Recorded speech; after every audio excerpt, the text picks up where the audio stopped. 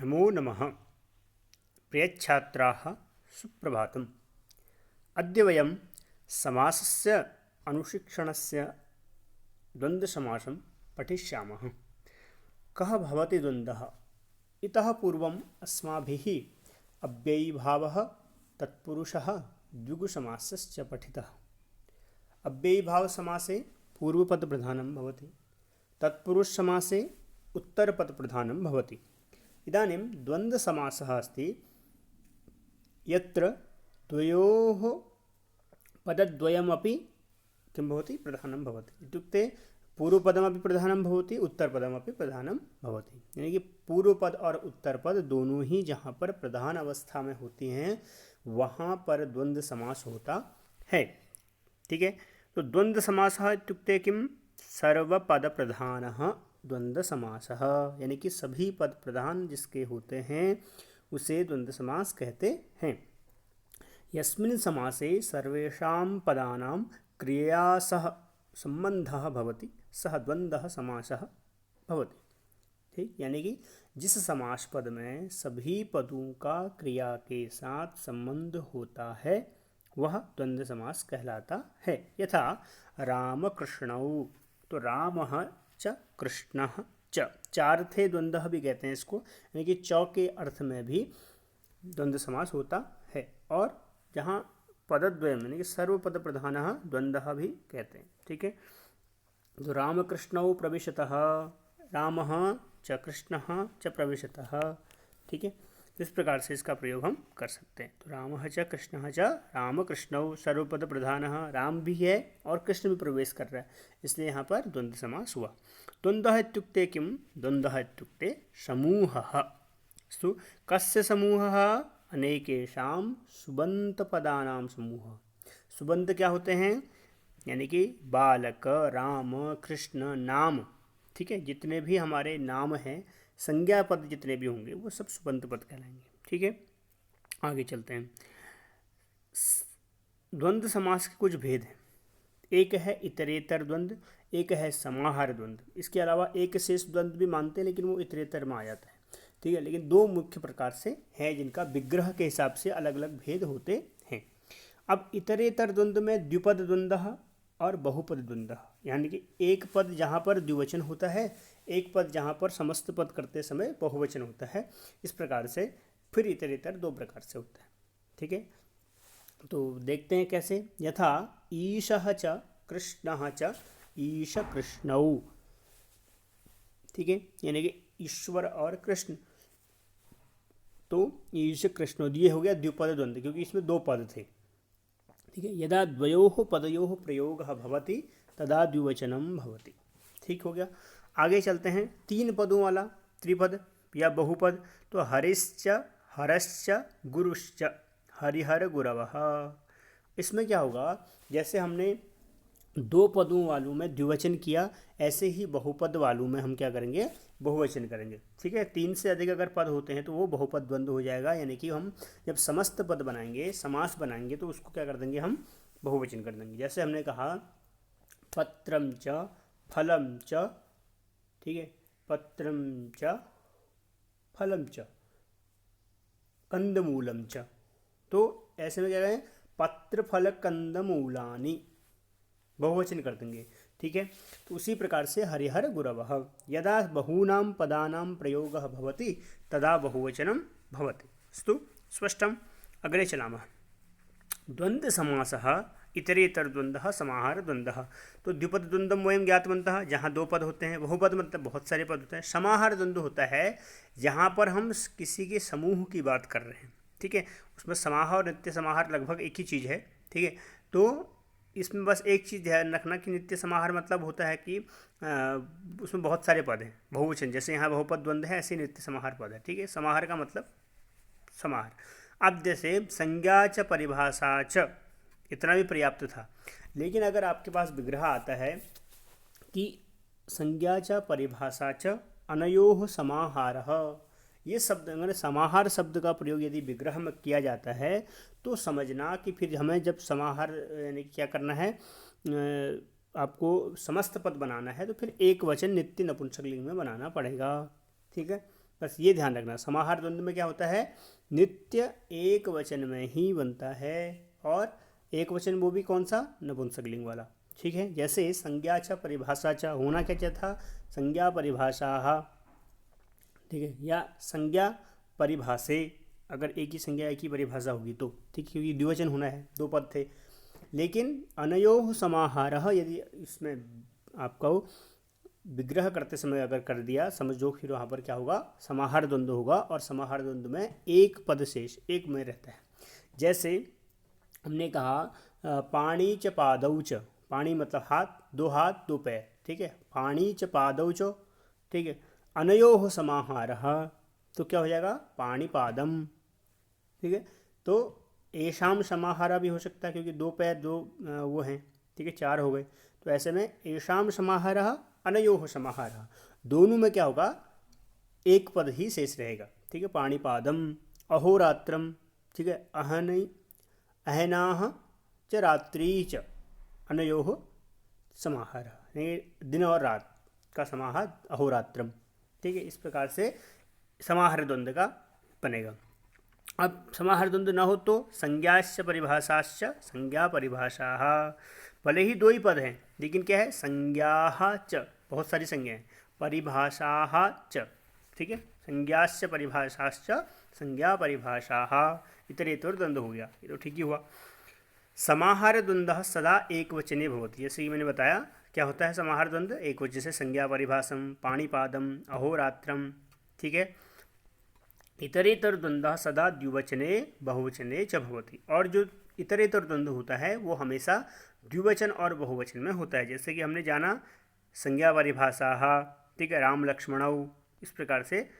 ठीक, तो इतरेतर द्वंद्व समाहार द्वंद्व, तो प्राणीनाम अंगानाम, तुर्यांगानां, सेनांगानां, प्राणिवर्ज्य द्रव्यजातीनां, वाचीनां, क्षुद्रजंतूनां, गवाश्च प्रभृतीनां च समाहारे नित्य समाहार द्वंद्व भवति, यानी कि प्राणीनाम अंगानाम, प्राणियों के अंगों में, ठीक है, जिसे हमने कहा पाणी च पादौ च अनयोः समाहारः बोला था, तो ऐसी स्थिति में क्या होगा, नित्य समाहार द्वंद्व होगा, यानी कि एक वचन में होगा ये सब भाई। तुर्यांगानाम, ठीक है, तुर्यों के अंग में, सेनाओं के अंग में, सेना अंग में की बात कर रहे हैं हम, ठीक है, प्राणिवर्ज्य द्रव्य जाति वाचीनाम, प्राणिवर्ज्य द्रव्य जाति, ठीक है, द्रव्यवाचक जातिवाचक शब्दों में, क्षुद्र जंतु नाम, छोटे छोटे जंतुओं के समूह की बात करेंगे तो भी नित्य समाहार द्वंद्व होगा। गवाश्च प्रभृति नाम, गाय इत्यादि के समूह की बात जहाँ हम करेंगे तो वहाँ नित्य समाहार द्वंद्व होगा।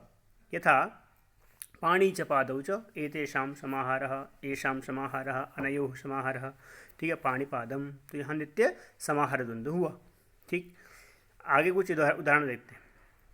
ईशः च कृष्णः च, तो दो ही हैं, ईश कृष्णौ, ग्रीष्मः च वसन्तः च शिशिरः च, ग्रीष्म वसंत शिशिराः, ठीक है, माता च पिता च माता पितरौ, पाणी च पादौ च अनयोः समाहारः पाणिपादम, समाहार द्वंद्वः, ठीक है, द्वंद्व समासः इतरेतर द्वंद्वः समाहारार्थे च भवति, यानी कि समाहारार्थ और इतरेतर द्वंद्व में होता है।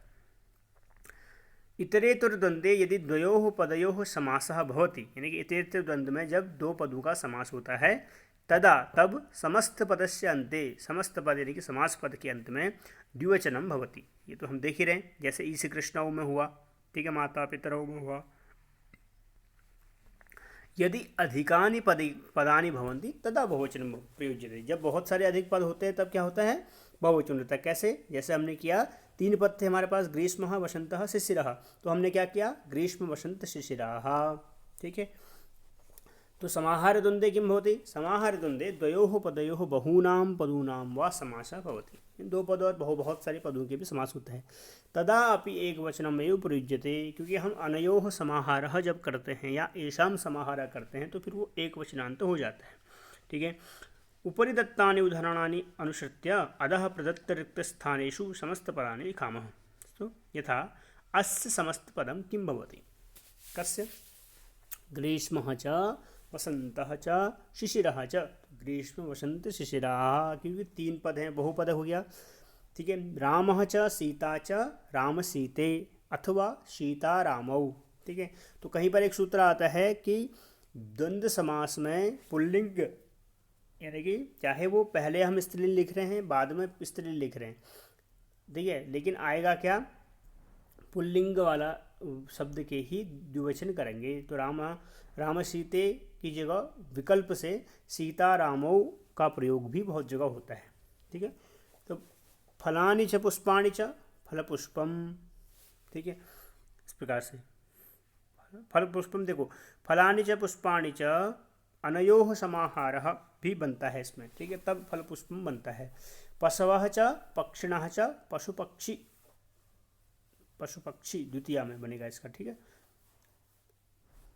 पिता च पुत्रः च पिता पुत्रौ, अत्र कस्मिन् अर्थे समासः अस्ति, समाहार अर्थे और इतरेतर अर्थे च, ठीक है। इतरेतर द्वंद्वे यदि द्वयोः पदयोः समासः भवति तदा समस्त पदस्य अन्ते समाहारार्थे समाहारद्वन्द्वं भवति, ठीक हो गया।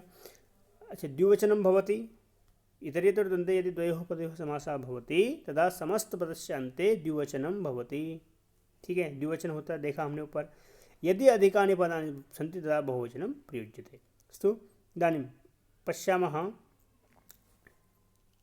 श्लोकाः सन्ति। श्लोकांशेषु द्वन्द्वसमासः कुत्र कुत्र अस्ति। न गर्वो न गर्वो न दैन्यं न च क्रोधलोभो विरक्ति क्षमा शांति भक्ति च यत्र।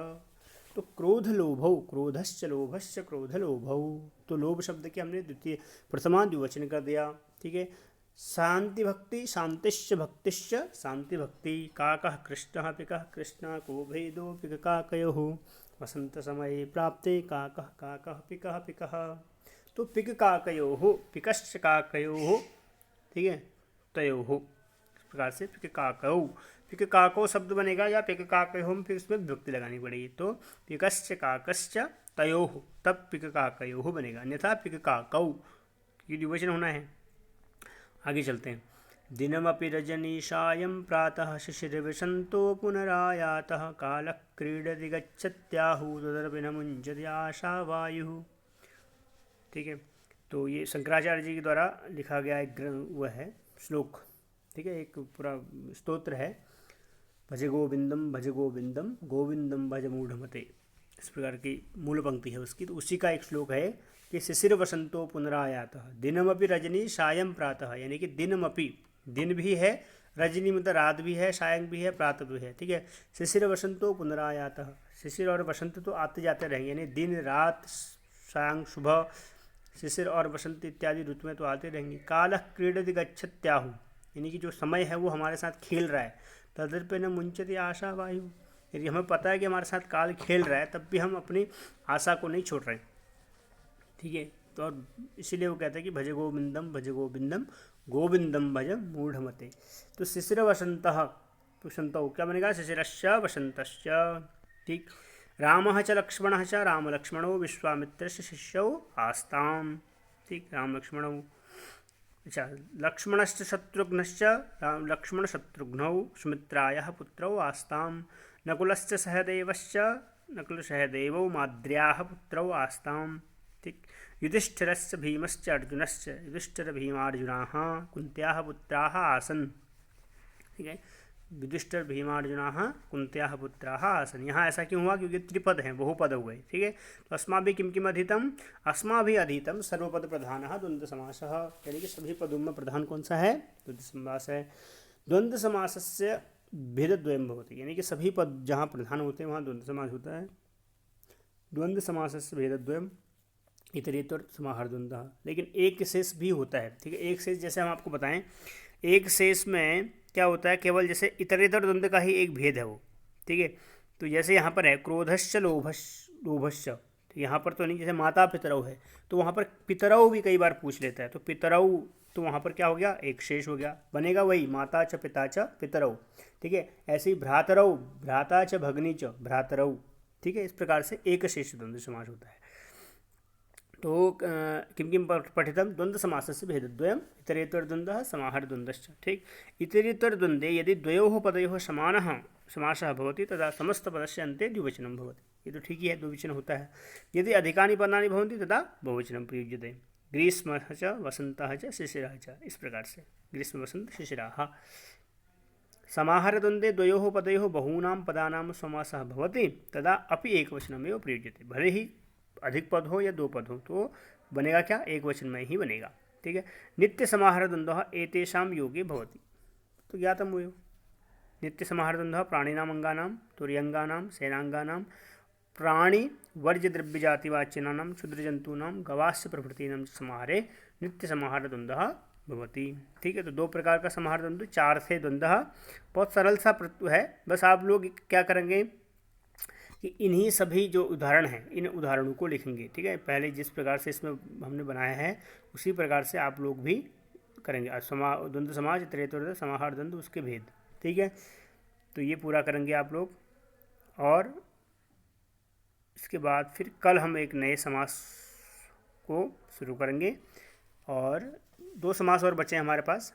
ठीक है। तत्पुरुष हमारा हो गया, और अव्ययभाव समास हो गया, द्विगु समास हो गया, आज द्वंद्व हो गया। ठीक है। इसके बाद क्या करेंगे हम, कल कर्मधारय और उसके बाद अंतिम बहुब्रीहि समास पढ़ेंगे। ठीक है। तो आज का पाठ यहीं समाप्त होता है। कल पुनः एक नए समास के साथ आपके बीच उपस्थित होंगे। तब तक के लिए नमस्कार।